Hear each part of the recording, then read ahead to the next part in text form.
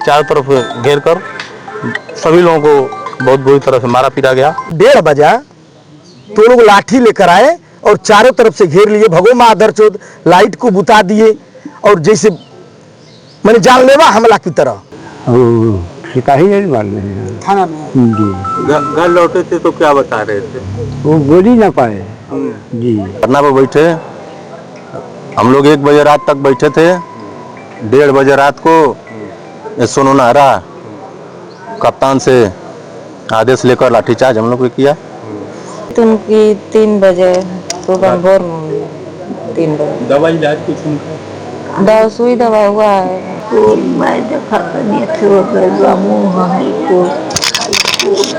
नोच देगा मार के।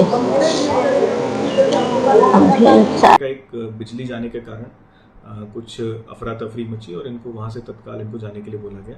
तो फिर उसके बाद ये लोग वहाँ से चले गए थे और किसी प्रकार का कोई भी इशू नहीं हुआ। फिर उसके बाद आज एक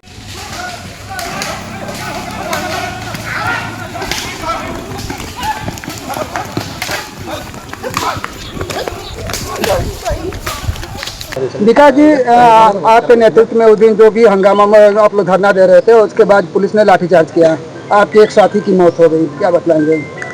क्षेत्र की तमाम समस्याओं के लिए बार बार हम लोग को हर जगह जाना पड़ता है, इसलिए सामाजिक कार्यकर्ता हैं, भारतीय जनता पार्टी में काम करते हैं, छात्र नेता भी रहे हैं। कोई भी समस्या आती है तो हम लोग ऑफिस चल के जाते हैं। इसी तरह कई क्षेत्र की कई समस्याओं को लेकर हम लोगों ने बार बार एसओ साहब के जाकर कह रहे थे। उस दिन भी किसी समस्या को लेकर मैं वहाँ पर गया, एसओ साहब थाने पर नहीं मिले। हम उनको फ़ोन किए तो अशब्द भाषा का प्रयोग कर थाना तुम लगे अशब्द बोलने। हमने कहा ठीक है, आप जब तक नहीं आएंगे तब तक मैं यहीं बैठा हूँ, आपसे मिल के जाएंगे। उन्होंने बहुत लेट किया, फिर हम लोग बैठे, बागी भी को बुलाए। मकरध्वज सिंह भाजपा के मंडल के उपाध्यक्ष हैं, विपिन मिश्रा छात्र नेता हैं, तमाम साथी यहाँ पर इकट्ठा हुए। हम लोग अपना शांति तरीके से थाने में बैठ गए, जिसमें जो पंडित जी गुजर गए हैं ये भी हमारे बहुत पुराने साथी थे। छात्र संघ में भी जब हम छात्र संघ का चुनाव लड़ते थे तो इस क्षेत्र के पड़ोसी होने के नाते हमारे चुनाव में बहुत मदद किए थे, सहयोगी थे। उनको भी पता चला कि हम लोग बैठे हैं तो पहुँचे। हम लोगों ने कहा कि आप चले जाइए, फिर सुबह आइएगा। तो हम लोग के साथ ही रुके रहे। सीओ साहब आए, बात हुआ, सभी बिंदुओं को हम लोग बताया गया। उन्होंने कहा कि ठीक है, हम बात करके बताते हैं। उन्होंने जिससे भी बात किया वो बात करके आए, गाड़ी में बैठे अपना चले गए, कोई हम लोग को नहीं बताए। फिर हम लोगों ने बैठा रहा उसी तरह। लगभग रात को 1:30 बजे तो थाने की पूरी लाइट बंद कर दी गई। हमने सोचा कि लाइट कट गई है, तो हम लोग बैठे हैं। एसओ साहब आए, वेंकटेश तिवारी पूरे अपने दल बल के साथ, जितने लोग धरने में बैठे थे सबको चारों तरफ से घेर लिया गया। फिर कहा कि आप लोग उठिए, भागिए, गाली गलौज करने लगे। हम लोग को अधिकार है, लोकतंत्र में मिला है अपनी बात को रखने का। हम लोग कोई बवाल तो कर नहीं रहे, हम लोग शांति से बैठे, हम लोग सुबह बैठने दीजिए। अभी कोई उच्च अधिकारी आएंगे, हम लोग से पूछेंगे, हम लोग अपनी बात को रखेंगे। उसी पर चारों तरफ घेर कर सभी लोगों को बहुत बुरी तरह से मारा पीटा गया। विकास जी, ऐसे में जो आपके साथी पंडित जी की जो मौत हुई है, क्या लगता है पुलिस की लाठी से मौत हुई है या किसी ने कहा? पुलिस की लाठी से मौत हुई, उनके शरीर पर तमाम चोटें लगी हैं।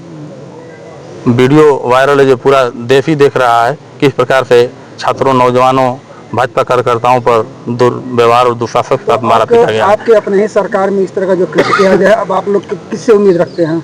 नहीं, सरकार से पूरी उम्मीद है, जो गलत किया है उसके साथ गलत होगा। इसी विश्वास के साथ में यहाँ पे आए। हमारे पार्टी के कुछ नेता आ रहे हैं। पूरे थाना को सस्पेंड करना, 302 का मुकदमा लिखाना हम लोग की मांग है, वो पूरी भी होगी। राजेश राय बागी, भाजपा नेता। राजेश जी, अभी देखा जा रहा है आपका एक हाथ फ्रैक्चर है, क्या बतलाएंगे, कैसे क्या हुआ? आप सभी लोग मीडिया के भाई हैं, देश के भविष्य कहें, चौथा स्तंभ कहें, आप लोग सभी लोग जानते हैं। हम छात्र नेता रहे हैं शाहजहां में। आप सभी लोग जानते हैं कि जो छात्र भाई, गरीब, किसान, नौजवान जो भी समस्या लेकर आता है, उसके समस्या को लेकर के हम लोग जिलाधिकारी, एसपी साहब, सीओ साहब, कोतवाल साहब, एसओ साहब के पास हम लोग जाते हैं और अपनी समस्या को निदान के लिए हम लोग कहते हैं। उस दिन की घटना कौन के बारे में? उस दिन घटना ये थी कि हम लोग कई जन समस्या को लेकर के ये नोनहारा को हम लोग दिए थे और एक भी कार्य जो सही है सही को नहीं करे और गलत को सही कर दिए। हम लोग बार बार पूछ रहे हैं कि भाई साहब सही काम, हम लोग छात्र नेता रहे हैं, भारतीय जनता पार्टी के सक्रिय सदस्य हैं, सक्रिय कार्यकर्ता हैं और आज 20-25 सालों से हम लोग राजनीति कर रहे हैं। साहब हम लोग सही काम दे रहे हैं, आपको क्यों नहीं कर रहे हैं? और भाजपा का नाम सुनते ही एसओ साहब का रूप दूसरा हो जाता है। तो हमको ये शंका हो गई कि जो योगी जी ने संकल्प लिया है जीरो टॉलरेंस की नीति पर, अपराधियों का खात्मा, भ्रष्टाचार मुक्त करना, सबका साथ सबका विकास, सबका सम्मान के साथ विकास कर रहे हैं, सबका समस्या का समाधान करा रहे हैं, लेकिन एसओ नोनहारा वेंकटेश तिवारी ने हमारे मुख्यमंत्री जी को, आदरणीय मुख्यमंत्री जी को बदनाम करने पर तुले हुए हैं। और वही हम लोग लेकर के 9 तारीख को विकास राय के नेतृत्व में गए थे। वहाँ मेरा भाई है, बुलाया, पूरे इलाके के लोग, मगर ध्वज, विपुल मिश्रा, सारे लोगों ने आवाज़ लगाया कि बागी भैया अब आप नहीं आएंगे, छात्र नेता रहे हैं, हम लोगों के साथी हैं, आप हम लोगों के अनुभवी छात्र नेता रहे हैं, आप आइए। मैंने गया, एसओ से वार्ता भी किया, एसओ मुस्किया करके कुछ नहीं कहा। फिर हम लोगों के बीच में सीओ साहब आए, सीओ साहब 3-4 बिंदु पूछे भी, एसओ ने कुछ उत्तर नहीं दिया सीओ साहब को। सीओ साहब ने बड़े गंभीरता के साथ हम लोगों से सवाल किए और बात करने के बाद बिना बताए, बिना कुछ निर्देश दिए सीओ साहब गाड़ी में बैठे और तत्काल निकल गए। तो ये घटना उसके बाद हुई? जी, उसके बाद हम लोग आराम से गांधीवादी तरीके से, लोकतंत्र में जो हम लोग को हथियार मिला है अपने बात कहने का, अपने हक को बताने का, हम लोग बैठे थे। जब 12, साढ़े 12, 1 बज गया, 12 बजा तो मैंने जो पंडित जी साथी हैं वो छात्र संघ में भी हम लोगों के साथ जाते थे, सभी छात्रों का भी सहयोग करते थे। मैंने कहा कि बाबा ऐसा है कि आप घर जाइए और सुबह आइएगा। तो उनकी आवाज़ है कि बागी भैया आप लोग बैठे हैं, विकास बैठे हैं, हम घर नहीं जाएंगे, मर जाएंगे लेकिन आप लोगों को छोड़ के नहीं जाएंगे। ये निशाचर, ये क्रूरतापूर्ण व्यवहार हम लोग ये जानना चाहते हैं, आप लोगों से भी निवेदन करेंगे। उसके बाद क्या हुआ आपके साथ? उसके बाद ये हुआ कि जब 1:30 बजा तो लोग लाठी लेकर आए और चारों तरफ से घेर लिए, भगो माँ आदरचोद, लाइट को बुता दिए और जैसे मैंने जानलेवा हमला की तरह। प्रशासन केवल भगाती है, भगाने के मूड में नहीं। तो ऐसे में क्या मानते हैं कि राम राज्य चल रहा है? राम राज्य तो चल ही रहा है। जो पुलिस का जो कारनामा, पुलिस का कारनामा योगी जी को बदनाम करने की है। हम लोग 25 सालों से जो लड़ रहे हैं, बसपा सरकार को देखा, सपा सरकार को देखा और भारतीय जनता पार्टी की सरकार प्रदेश में और देश में देख लीजिए कैसे चल रही है। अब आपके एक साथी की मौत हो चुकी है, अब जी। क्या मांगे हैं? मांग यही है, हमारे शीर्ष नेतृत्व की पार्टी के लोग आ रहे हैं, जो निर्णय लेंगे वो हम लोग सहर्ष स्वीकार करेंगे। मिंटू सिंह। मिंटू, उस दिन क्या घटना हुई थी 9 तारीख की रात को जब आप लोग थाने पे अनशन? उस दिन हम लोग क्षेत्रीय समस्या को लेकर धरना पर बैठे थे। क्षेत्र में तमाम समस्या, इसको कोई काम नहीं करते थे, सब समस्या उसी तरह थी। उसी प्रक्रिया में हम लोग धरना पर बैठे। हम लोग 1 बजे रात तक बैठे थे। 1:30 बजे रात को एसओ नोनहारा कप्तान से आदेश लेकर लाठीचार्ज हम लोग ने किया, जिसमें हमारे साथी गुरुजी थे, हम लोग भी थे, तमाम दोस्त साथी बैठे थे, सबको चोट लगी। ये लाठीचार्ज के समय में थाने का गेट भी बंद किया गया था? नहीं, गेट बंद किया गया था, लाइट भी बंद कर दी गई थी और उसके बाद घेर कर हम लोग को मारा गया। कितने लोग थे मारने वालों में? मारने वाले में पूरे थाना थी। लगभग संख्या क्या रही होगी? संख्या हमको लगा 25-30 लोग थे, सिपाही लोग थे, एसओ थे, पूरे चारों तरफ से हम लोग को घेर के पीटा गया। कितने लोग? हमको अंदर ले जाकर बंद करके भी पीटे। कितने लोग लगभग घायल हुए होंगे इस मामले में? अरे इस मामले में हमको लग रहा है कि 40 से 50 लोग थे, सबको कुछ ना कुछ चोट लगी है। ये जो कुछ इनकी हालत तो बड़ी गड़बड़ हो गई थी। ये भाई दौड़ते समय गिर गए और इनके पे 4 सिपाही लपट के इनको पीटे, थोड़ा सा भी ये नहीं किए, यही हुआ। अब आप लोगों की क्या डिमांड है? हम लोग की ये डिमांड है कि गाजीपुर कप्तान और पूरे थाना नोनहारा को सस्पेंड किया जाए, उसके बाद ही कुछ मुकदमा दर्ज किया जाए थाना एसओ नोनहारा पे। पुनीता उपाध्याय है। और जोकू आपके क्या लगते थे?